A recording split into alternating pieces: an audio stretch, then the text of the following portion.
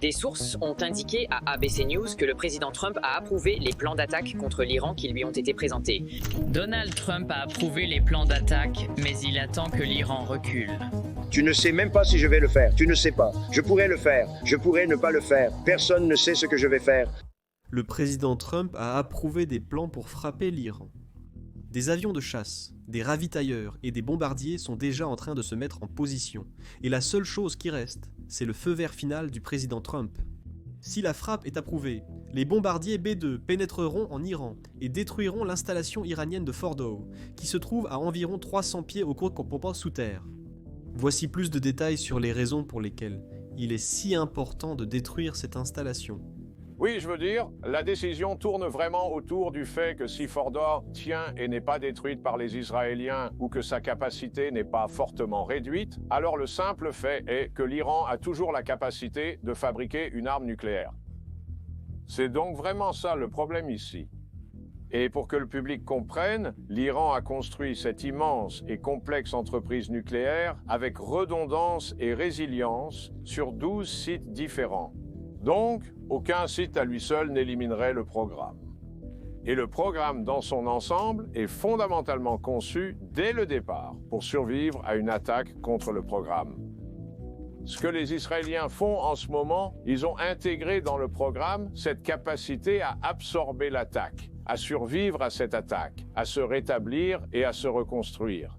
Et c'est pourquoi l'ayatollah Marta, lors des négociations avec l'administration Trump, pourquoi son équipe de négociation n'est jamais venue à la table pour dire qu'ils allaient volontairement démanteler. Pourquoi? Parce qu'il abandonne alors le programme avec vérification. Il a toujours cru qu'il pouvait se remettre et reconstruire malgré l'attaque israélienne.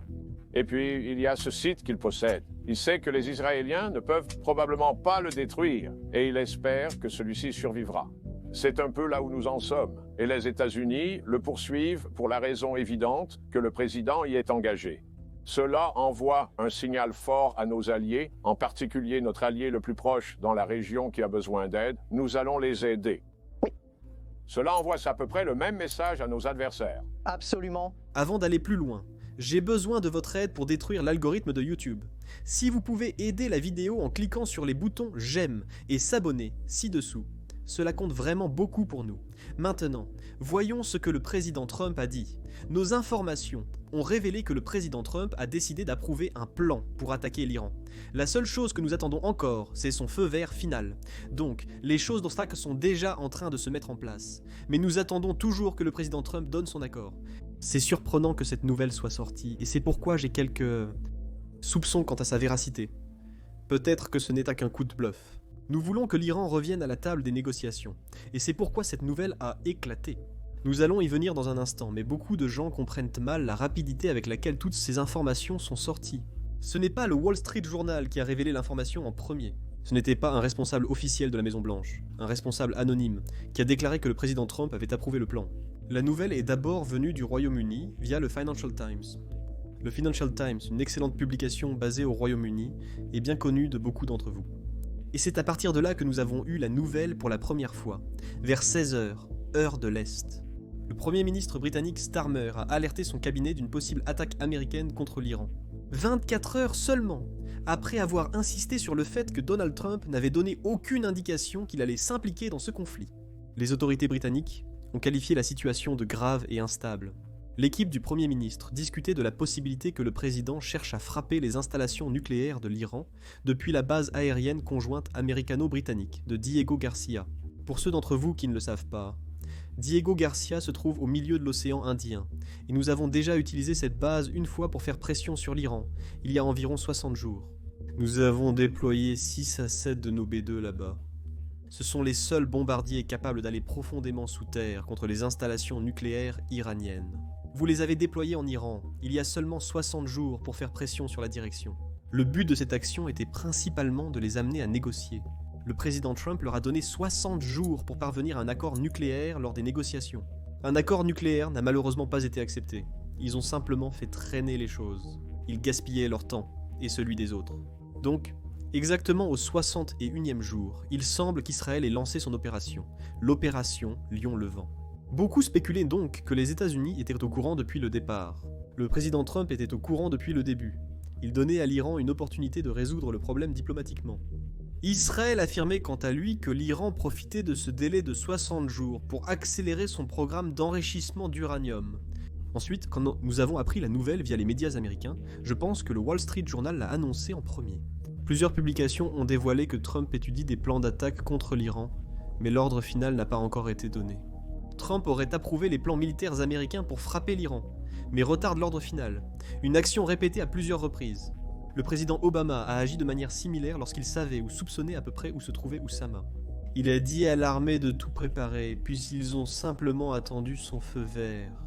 Les Navy Seals ont donc entamé leur entraînement. Nous avons mobilisé des ressources pour garantir le succès de l'opération. Tout se mettait en place.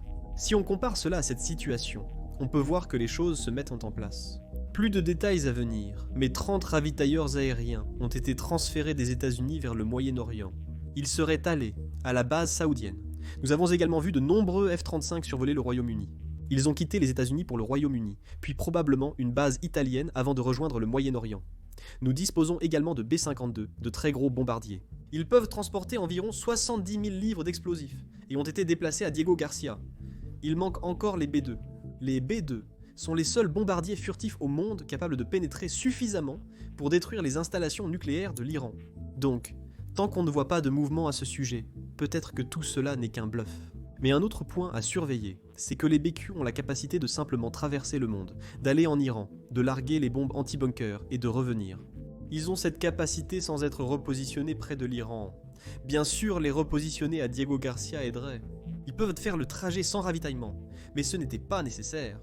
Trump a interrogé ses principaux conseillers et hauts responsables sur l'efficacité d'un plan visant à utiliser des bombes anti-bunker pour bombarder le site nucléaire iranien de Fordo.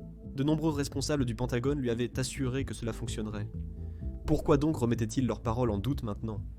Selon les chiffres officiels, les plus grosses bombes anti-bunker que nos B-2 peuvent transporter peuvent pénétrer à environ 200 pieds sous terre. Elles peuvent pénétrer à 200 pieds sous terre. Si mes calculs sont corrects, cela fait environ 60 mètres, je crois. Je ne suis pas certain, mais je dirais entre 60 et 70 mètres. Mais, d'après les données publiques, ou les informations dont nous disposons sur les installations nucléaires iraniennes, ces installations sont à environ 100 mètres, dont à plus de 300 pieds sous terre. Même avec les B-2, beaucoup se sont demandé « Nous risquons de nous impliquer, mais que faire si nous échouons ?» Et si nous ne pouvions pas aller assez profondément pour détruire les installations iraniennes? Nous ignorons la profondeur exacte des installations et la capacité de pénétration de nos bombes anti-bunker nucléaires pour les détruire.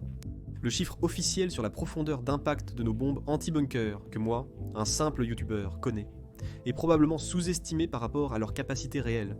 Le président Trump discutait peut-être avec son conseiller du Pentagone de l'implication potentielle des États-Unis et de la puissance de leurs bombes anti-bunker. Clairement, unique au monde. Personne d'autre, aucun autre pays n'a de bombes anti-bunker capables d'aller, je pense, au-delà de 10 mètres. Les États-Unis sont dans une catégorie à part, mais l'Iran s'y est préparé en enterrant profondément ses installations nucléaires sous terre. De nombreux médias américains ont rapporté un développement important. Tout d'abord, bien sûr, comme nous l'avons mentionné, le président Trump a approuvé des frappes militaires.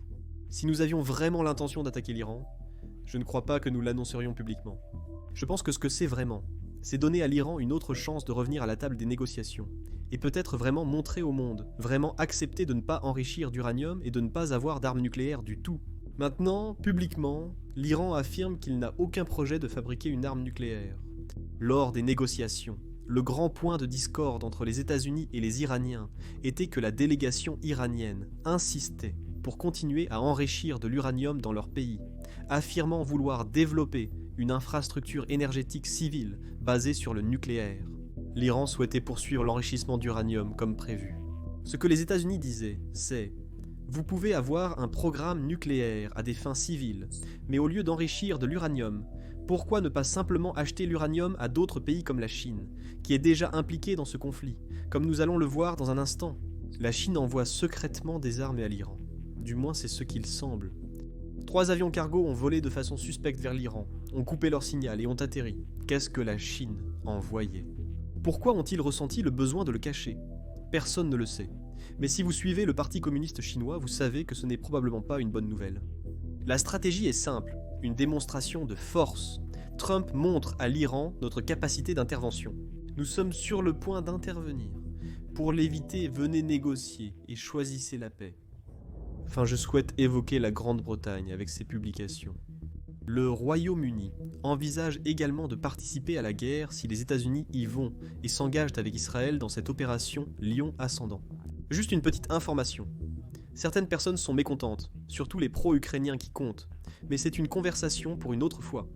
Si je devais donner mon avis, beaucoup de pays européens parlent beaucoup d'aider l'Ukraine, mais je pense qu'ils n'ont pas fait autant qu'ils auraient pu. Le président Trump a tenu une importante conférence de presse aujourd'hui. Je l'appelle grande car hier il y a eu une très longue réunion de sécurité nationale. Après la réunion, beaucoup s'attendaient à une intervention des États-Unis. C'est pourquoi il est resté pendant 2 à 3 heures. Après la réunion, des rumeurs persistantes annonçaient une conférence de presse imminente de sa part. Aujourd'hui était sa première grande conférence de presse où il a répondu à quelques questions, ce qu'il n'avait jamais fait auparavant. Il n'a pas tout répondu, comme on pourrait s'y attendre, de la part de quelqu'un impliqué dans un moment aussi tendu, qui prend de grandes décisions en ce moment. Mais il a répondu à certaines questions. Écoutons cela. Une partie de ce que vous avez dit au Premier ministre israélien Benjamin Netanyahou. Je lui ai dit de poursuivre. Je lui parle quotidiennement. C'est quelqu'un de bien qui en fait beaucoup. Je pense qu'il a été traité très injustement par son pays. Très injustement traité. Lui, avons-nous donné une indication que vous pourriez chercher à les aider davantage que vous ne l'avez déjà fait? Non, je ne l'ai pas fait. Jusqu'à présent, il fait du bon boulot malgré un traitement très injuste à son égard. En tant que président en temps de guerre, il doit faire face à ces absurdités ridicules. Lors d'une interview, lorsqu'on a demandé à Trump s'il allait frapper, voici sa réponse. Des questions se posent sur un éventuel rapprochement ou si les États-Unis envisagent de frapper les installations nucléaires iraniennes. Quelle est votre position sur le sujet? Je ne peux pas dire ça, vous ne pensez pas sérieusement que je vais répondre. Allez-vous frapper la composante nucléaire iranienne? Et à quelle heure exactement, monsieur? Monsieur, allez-vous la frapper? Pourriez-vous nous informer afin que nous puissions être présents et regarder? Si vous ne savez pas si je vais le faire ou non, c'est possible que je le fasse, comme c'est possible que je ne le fasse pas. Je veux dire, personne ne sait ce que je vais faire. Je peux vous dire ceci, l'Iran a beaucoup de problèmes et ils veulent négocier. Et j'ai dit, pourquoi n'avez-vous pas négocié avec moi avant toute cette mort et cette destruction? Pourquoi n'avez-vous pas négocié avec moi il y a 2 semaines? Je l'ai demandé aux gens. Vous auriez pu réussir et avoir un pays. C'est désolant à voir, je n'ai jamais rien vu de tel. Tout le monde s'attendait à l'inverse. Je ne le pensais pas. Et je leur vendais, tu dois faire quelque chose, tu dois négocier. Et à la fin, à la dernière minute, ils ont dit non, nous n'allons pas faire ça. Et ils se sont fait avoir. 60 jours se sont écoulés, puis le 60e est arrivé. Le 61e jour deviendra très célèbre, c'était un sacré coup. Non, ce premier coup, c'était vraiment genre un sacré coup. Pas tenable pour être honnête. Ah, ça, c'est là que ça s'est terminé. Ça s'est terminé la première nuit, oui. Mais est-ce que tu penses qu'il est trop tard maintenant? Vraiment, rien n'est jamais trop tard. La seule chose qui est trop tard, c'est Powell. Powell est trop tard, Powell. Les Iraniens vous ont-ils contacté, monsieur le président? Les Iraniens vous ont-ils contacté? Oui. Et qu'avez-vous répondu? J'avais dit qu'il était très tard, tu sais. J'ai dit qu'il était très tard pour parler. Nous pouvons... Il y a une grande différence entre maintenant et il y a 1 semaine, non? Une grande différence. Nous avons plus de détails sur comment ils ont mené la première attaque. L'Iran n'a pas pu réagir pendant toute une journée. Pendant toute une journée, Israël a éliminé des commandants, des scientifiques nucléaires et des défenses aériennes iraniens sans réelle réaction de leur part. Aucun missile n'est venu en Israël, et pour cause, Tsahal l'avait prévu. Nous en parlerons dans un instant. L'autre aspect, c'est évidemment une autre guerre qui se déroule actuellement. C'est l'invasion insensée de l'Ukraine par Poutine. Devinez quoi? Les Russes commencent à se réveiller parce qu'ils se demandent comment Israël peut faire autant en si peu de temps, alors que la Russie, qui a tant fanfaronné. La deuxième armée mondiale n'a rien accompli en Ukraine. Comparé à 2022 lors de l'invasion, la Russie perd du terrain. L'Iran a besoin de plus d'alliés, mais n'agit pas en conséquence. Ian Anderson, un Américain passionné de vélo, a parcouru de nombreux continents sur sa bicyclette. En ce moment, son voyage était très intéressant. Il faisait du vélo du Portugal au Japon. Mais à son arrivée en Iran, l'opération Lion élevé a débuté. Il allait à Téhéran pour obtenir un visa pour un autre pays. Mais dès son entrée, L'Iran a été confiné la nuit où tout a commencé. Finalement, nous n'allons pas à Téhéran.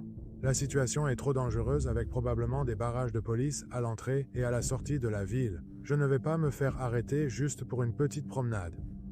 La situation est critique. Les frontières terrestres sont fermées et les vols annulés. Une rumeur dit que la frontière avec l'Irak serait ouverte. C'est mon meilleur espoir. Les Iraniens voient maintenant...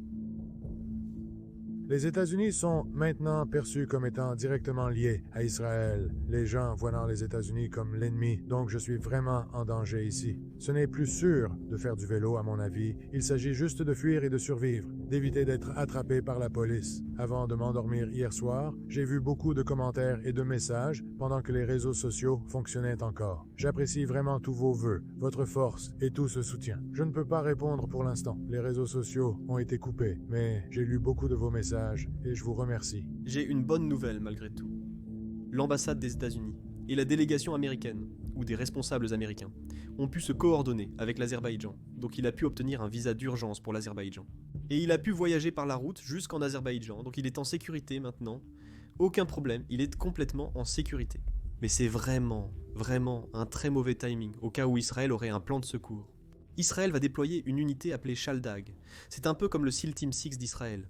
L'année dernière, ils ont mené une opération vraiment impressionnante, où ils ont volé à basse altitude, ils sont entrés en Syrie. C'était quand Assad était encore au pouvoir, je pense, ou juste après sa chute. Ils ont volé près de la Syrie. Ils ont ciblé un site de production ou une installation qui fabriquait des missiles pour le Hezbollah, le Hamas et les Houthis. Ils sont intervenus en pleine nuit et ont éliminé 60 gardes qui protégeaient les installations. Ils ont pris toutes les informations qu'ils voulaient, puis ils ont fait exploser toute l'installation et sont simplement repartis. C'était une installation souterraine, comme dans un film hollywoodien réalisé dans la vie réelle, l'équivalent israélien du SEAL Team 6. C'est juste ma comparaison, je ne sais pas si elle est exacte. Mais Israël dit que cette même équipe peut entrer en Iran et détruire les installations nucléaires, du moins c'est le plan. Je ne sais pas si ce sera un succès, mais Israël a un plan de secours au cas où les B2 échoueraient. C'est quelque chose dont j'ai parlé toute ma vie, sur la façon dont Israël a mené les opérations la première fois. Je veux vous rappeler. Israël a lancé son opération le 13 juin, je crois. L'Iran n'a pas riposté avec des missiles avant 24 heures complètes après. Maintenant, pourquoi cela? Eh bien, voici pourquoi. Donc, selon un rapport publié par le Jewish Chronicle, le Mossad a utilisé les canaux de communication iraniens dans le cadre d'une campagne de désinformation coordonnée visant les hauts responsables de l'armée de l'air iranienne et les attirant tous au même endroit pour ce qu'ils pensaient être une réunion importante. Ce qu'Israël a fait, c'est créer un faux appel téléphonique pour 20 membres de l'état-major supérieur de l'armée de l'air vers un bunker spécifique à Téhéran. Et tout le monde s'est présenté. C'est la raison pour laquelle ils n'ont rien pu faire pendant les premières 24 heures. Parce que tous ceux qui prenaient des décisions importantes, ou qui étaient censés en prendre, se sont présentés à cette réunion importante. Et Israël a mené une frappe de précision pour les éliminer tous. Cela signifiait qu'il n'y avait plus personne pour donner l'ordre de tirer la première salve de 1000 missiles balistiques, comme l'Iran l'avait précédemment menacé de le faire. Ils avaient un plan. Si Israël tentait quoi que ce soit contre leurs installations nucléaires, ils tireraient 1000 missiles balistiques sur les villes israéliennes. Cela aurait été un bain de sang, parce que les défenses aériennes israéliennes sont excellentes, mais personne ne peut arrêter 1000 missiles balistiques. Vous devez choisir lesquels vous allez abattre, parce que les intercepteurs ont une limite. C'était clairement leur plan de secours. Mais Israël a réussi à éliminer tous les impliqués. Le Mossad avait utilisé des communications falsifiées via les canaux iraniens pour convoquer la réunion, ce qui a permis d'attirer toute la haute direction, et c'est exactement pour cela qu'ils ont détruit le bunker, et que personne n'a riposté pendant 24 heures. Khomeini se demandait. En fait, il était comme en dépression mentale, parce qu'il se disait « Comment peuvent-ils entrer, détruire nos missiles, détruire nos lanceurs, éliminer tous ceux qui étaient censés prendre la décision de riposter ?» Comment l'Iran, une superpuissance régionale cherchant à devenir le partenaire privilégié de la Chine au Moyen-Orient, à l'instar de l'Arabie Saoudite, peut-il agir ainsi? Il y avait une guerre froide entre l'Iran et l'Arabie Saoudite. L'Iran voulait être le leader du monde musulman. Ils ont investi 100 millions de dollars dans le Hamas, le Hezbollah, la Syrie, les Houthis, pour s'assurer que cela n'arrive jamais. Pour maintenir leur force de dissuasion, tout a été détruit. 100 milliards de dollars dépensés. Pendant ce temps, les Iraniens souffrent. L'Iran prévoyait une guerre contre Israël, mais ne s'y est jamais préparé. De nombreux alliés iraniens, comme le Hezbollah, se sont retirés et ont refusé de se battre. les Houthis. Ils sont toujours là, mais ils ne font pas grand-chose. La Russie a dit que l'Iran n'a pas demandé d'aide. Je doute que ce soit vrai. La Russie, trop occupée, n'a rien fourni. La Russie maintient que la Syrie n'a jamais sollicité d'aide, mais Assad avait manifestement besoin du soutien russe lorsque son empire s'écroulait. Donc, le fait que la Russie affirme simplement que personne ne demande d'aide n'est pas vraiment vrai. La véritable raison, c'est que la Russie ne peut tout simplement pas aider. Ils sont embourbés en Ukraine. Eh bien, un pays qui aide l'Iran, c'est la Chine. 3 avions cargo suspects ont coupé leur signal de suivi juste à la frontière iranienne. Donc on peut supposer qu'ils ont atterri en Iran. Pourquoi la Chine essaie-t-elle de le cacher? Voici le rapport à ce sujet. Selon le Daily Telegraph, 3 avions cargo Boeing 747 ont quitté la Chine pour l'Iran dans les 3 premiers jours suivant la première frappe d'Israël sur l'Iran. Les données ont montré qu'à chaque vol, l'avion se dirigeait vers l'ouest, le long du nord de la Chine, traversait le Kazakhstan, puis descendait vers le sud en Ouzbékistan et au Turkménistan avant de disparaître des radars à l'approche de l'Iran. À présent, pour ajouter au mystère, les plans de vol indiquaient comme destination finale le Luxembourg, mais il semble que les appareils ne se soient jamais approchés de l'Europe ni de l'espace aérien européen.